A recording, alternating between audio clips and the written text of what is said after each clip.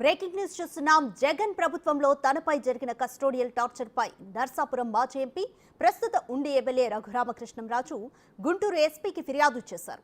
తనపై పోలీస్ కస్టడీలో జరిగిన హత్యాయత్నానికి బాధ్యులుగా సిఐడి మాజీ chief Sunil Kumar, IPS Seetharamanjaneyulu, IPS అప్పటి సిఐడి అడిషనల్ ఎస్పీ విజయ్ పాల్లను పేర్కొన్నారు. అలాగే తనకు అయిన గాయాలపై కోర్టుకు తప్పుడు నివేదిక ఇచ్చిన Guntur GGH superintendent doctor Prabhavathi పేరు కూడా ఈ ఫిర్యాదులో మెన్షన్ చేశారు.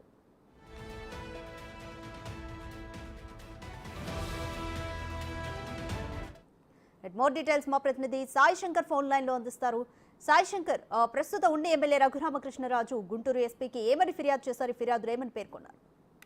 ప్రధానంగా రఘురామకృష్ణరాజుకు సంబంధించి 2021లో జరిగినటువంటి సిఐడి కేసుకు సంబంధించినటువంటి అంశంలో రఘురామకృష్ణరాజుని అప్పుడు అదుపులోకి తీసుకోవడం జరిగింది. ఆ నేపథ్యంలో సిఐడి రఘురామకృష్ణరాజుని విచారణ చేపట్టడం జరిగింది. అప్పుడు జరిగినటువంటి సంఘటనలకు సంబంధించినటువంటి అంశం పైన ప్రస్తుతం గుంటూరు జిల్లా ఎస్పీకి రఘురామకృష్ణరాజు ఫిర్యాదు చేయడం జరిగింది. గత ప్రభుత్వంలో తనను గుంటూరు జిల్లాకు సంబంధించినటువంటి సిఐడి కార్యాలయంలో విచారణ పేరుతో పిలిపించి అక్కడ సిఐడి మాజీ చీఫ్ సునీల్ కుమార్, అదేవిధంగా సీతారామాంజనేయులు, వైఎస్ జగన్మోహన్ రెడ్డి, అప్పుడు సిఐడి అడిషనల్ ఎస్పీగా ఉన్నటువంటి విజయ్ పాల్, వీళ్ళందరూ కూడా కస్టోడియల్ టార్చర్ చేశారనే విధంగా కూడా వారి పైన చర్యలు తీసుకోవాలని కోరుతూ కూడా ఆయన గుంటూరు జిల్లా ఎస్పీకి లిఖిత పూర్వకమైనటువంటి ఫిర్యాదును చేయడం జరిగింది. దాంతో పాటు గుంటూరు జిల్లాకు సంబంధించి జీజీహెచ్ సూపరింటెండెంట్ గా ఉన్నటువంటి ప్రభావతి అప్పుడు తనకు జరిగినటువంటి గాయాలు ఏవైతే ఉన్నాయో వాటికి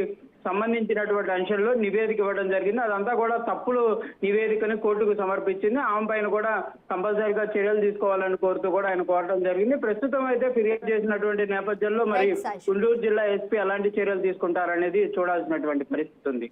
థ్యాంక్ యూ సాయి శంకర్.